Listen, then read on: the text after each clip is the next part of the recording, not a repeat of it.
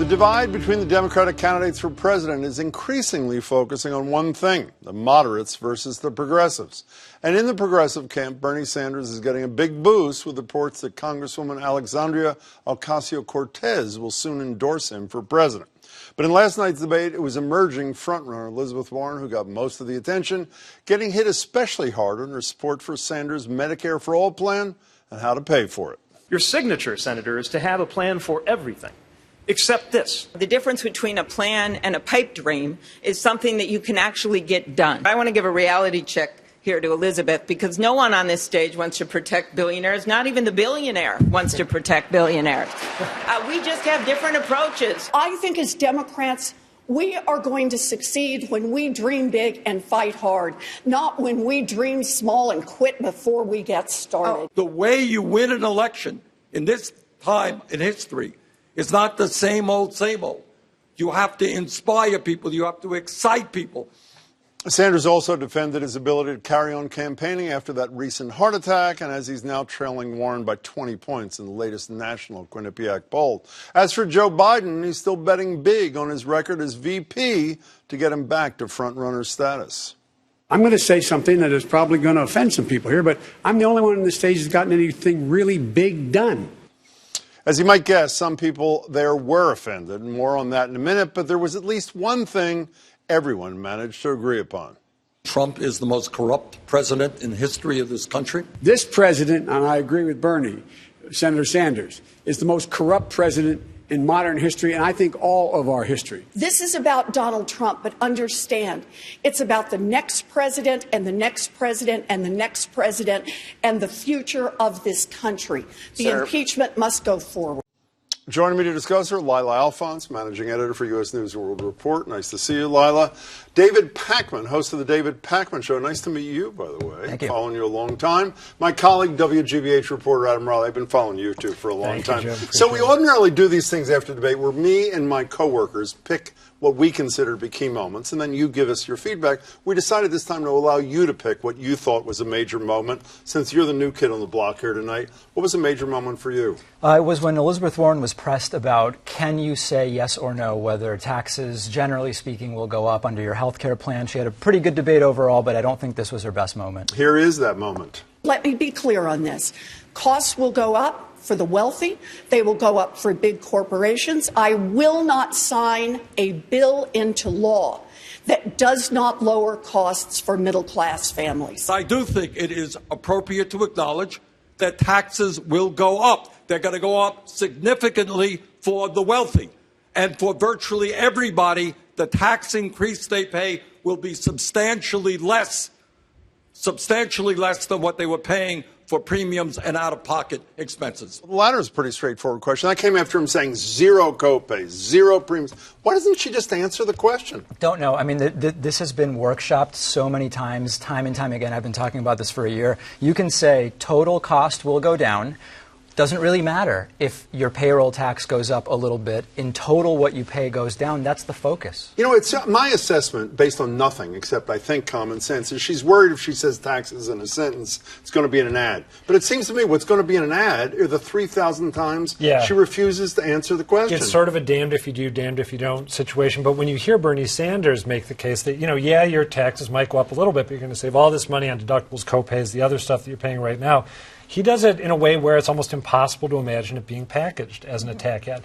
Why she can't do the same, I don't know. One thing I would just add is I don't buy the idea among media observers, media critics, that it's unfair for journalists to press her on this because it's a Republican talking point. I think it's completely legitimate, and her ability to handle the question and give an effective answer gets to her strength or lack thereof. I can see out of the corner of my eye you're nodding in agreement, meaning it was not a great moment for her?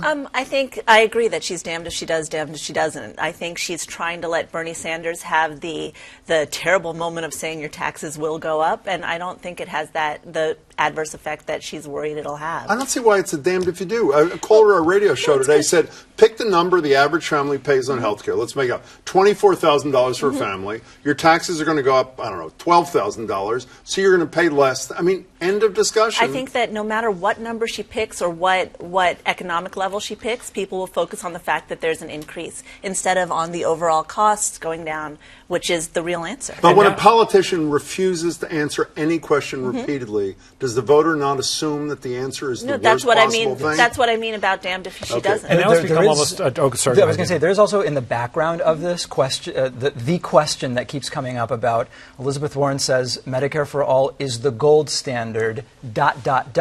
She's open to different solutions. She's open to other solutions, and that's kind of not explicitly said. Well, except when Pete Buttigieg there. gave her room to get out of this yes. by saying Medicare for all those who want it, meaning Right. you can keep your private insurance if you choose. She wasn't buying that at all. That's absolutely What true. was your moment? Oh, just really briefly. It's almost become the national equivalent of Charlie Baker not riding the T.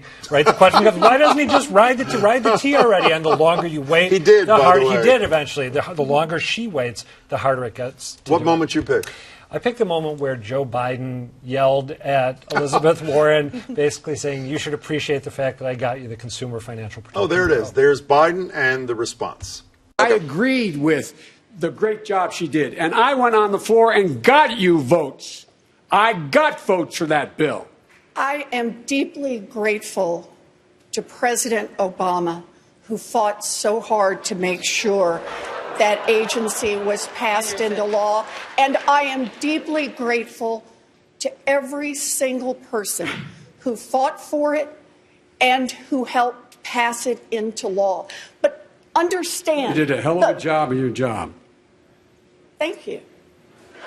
A little condescension on both sides? No? I see the condescension more on his part. I see her being appropriately prickly, given that she helped drive the creation of this thing. And what I love about that exchange is I feel like it shows that Biden, whatever strengths he brings to the table, is kind of a loose cannon, who people might like that he gets passionate and worked up about things, but it doesn't always work in his favor. And then her response, I think, shows what an artful debater she is and how much better she is than him at handling moments. Okay, I was going to go to you, but before we go to you in a second, on your pick from last night, since you mentioned Biden here, if you didn't know that he's a former vice president, if you didn't know that he was leading in all the polls until recently and now he's in second place, what would your takeaway be on Joe Biden from last night's Well, debate? especially in that moment, I mean, he was doing an attempted kill shot, as I like to say. Kamala Harris had the big one in the first or second debate against Joe Biden. But the thing about those is, especially the longer we go into this thing, you might get a little bump in the polls in the short run from those if they go well in the best case.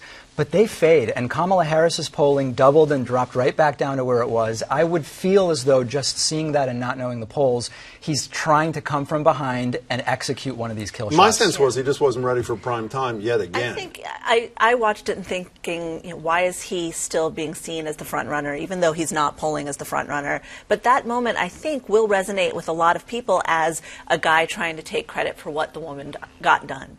And I think her answer was really appropriate. Yes, that's his job to get votes, but she's thanking the person, she's thanking Obama. You could hear the audience react. Prickly, as someone said down the line here. Exactly. So what was your moment? So my moment was when Kamala Harris brought up reproductive health, because that's something that didn't come up at all in the last debate, hasn't come up that much in the other debates before that, and it's something that tends to start and end with Planned Parenthood, and it's much more than that. Here's Senator Harris on that very point. This is the sixth debate we have had in this presidential cycle, and not nearly one word with all of these discussions about health care on women's access to reproductive health care, which is under full-on attack in America today. And it's outrageous. Does that get her points? I know you think it was a good moment for her, but she's had a really tough time since that moment that David mentioned in the first debate. Does this help her? I think it does help her with a certain segment of the voting population. I think it does help a lot. I think it helps her because she looks like she's trying to turn the spotlight to some things that are maybe not getting enough light, but I'm not sure that it would really have a lasting effect. Can we go down the list, if we can? We talked about Biden. Elizabeth Warren down the list. Other than that tax moment last night, the good news, I assume, for her is you have to watch a debate and say that she must be the front runner, even if you don't look at polls, because everybody's targeting her. Yes, that's good, right? Yeah, I think that's terrific. And other than her struggle on taxes, nothing really stuck. People were throwing all sorts of stuff at her, and no one, I think, got the better of her. You agree with that? I'm sorry, go ahead. I was going to say targeting her, but also asking her to join forces with them. Are you going to stand with me on having the president's account shut down on Twitter? Are you going to stand with me on ending endless wars or regime change wars? Regime change wars. Yeah, exactly. So I think that's also what indicated that she's in front. I generally agree. I do think, though, the further we get into this thing, the debates are not not going to move the polls very much unless someone has a terrible, terrible night, because the positions are more known, the candidates are more known. I think there's way too many people on the stage at this point. The requirements need to be brought up. But it's going to be hard to move the polling with these debates. So, Sanders, I have to say, I thought after the heart attack and not being on the campaign trail for 2 weeks, cooked, absolutely done, dropping in the polls. He not only has what I consider to be a pretty spry night, 78, as someone said today, is the new 75, or whatever you want to say, but then he announces a special guest is coming to his rally in Queens, who happens to be maybe the most sought-after progressive endorser in America, Ocasio-Cortez, over the weekend. Did he put himself back in the mix, David, last night? So he did as good a job as you can of, from a stage, proclaiming that your health is fine, right? I mean, we're not seeing him playing basketball. We have videos from a year ago. We don't know how that jump shot would look right now. I am unsure how much the endorsements will help, because they are coming from people who are, for the most part, already part of the same coalition. And I think, generally speaking, someone who will be paying attention to what AOC or the others say are probably already supporting But doesn't Bernie. it say that Warren is not the absolute winner of the progressive vote? Doesn't it challenge that notion a little bit? Until Ayanna Pressley endorses her, right? And then, but she's a local. I mean, I don't mean to diminish what taken. she says, but she's the hometown Yeah, person. I think it's not going to move the needle. And the thing that's tough for Bernie is that the numbers, if he goes after Biden, Biden's supporters choose Warren as their number 2. Right. Same thing, Warren, Biden.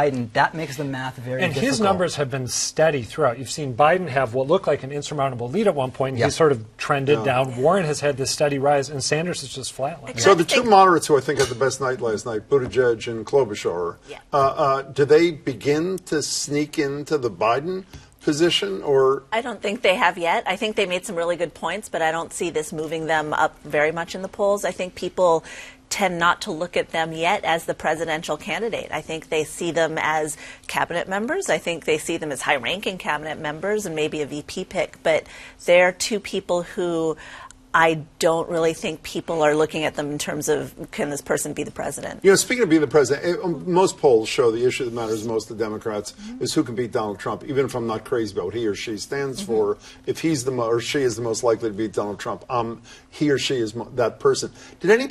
How do you demonstrate that you're the most electable of a group, other than holding up a poll that shows you to be? Did anybody do that last night on that stage? I don't think anyone in particular did it from the front runners. I think that one of the arguments that the people, the ones and twos as I call them, are trying to make is that despite the fact that they have no support and will probably be gone before the next debate, as they probably should be mathematically at this point, that they are particularly electable in facing off against Donald Trump. I don't think anyone made a particularly strong case. Did anybody make a strong case on that front? I mean, I sound like I'm a huge Elizabeth Warren cheerleader. I like to think I'm critical of her when appropriate, but I thought she demonstrated the most facility. It's easiest to imagine her hanging with President Trump on a debate stage. It's harder for me to imagine Joe Biden, and Bernie Sanders probably helped his cause there. I think Bernie would do well. I think, although the polling doesn't suggest he's going to be there, I think Andrew Yang has a particular demeanor that might make him well suited to debate Donald Trump without commenting on his positions on issues. I think that's something. I think Elizabeth Warren, I could see her on the stage, but I still can see Joe Biden on there, because I think, especially in the third hour where he kind of came a little bit unhinged, got a little bit less controlled, less calm, I think that's what people are looking for to go up against Trump, whether so it's it'd be right the or unhinged wrong. Against the unhinged? Is that your point? Because I think people are still looking for infotainment here. You can see Biden staying in this race till the end. I can, only because people are looking at him in terms of, can he beat Trump at his own game? Not just can he beat Trump, can he beat Trump at his own game? And I think that's what he's got going for him. Is he the best candidate on that stage? I think everyone has a different opinion on that.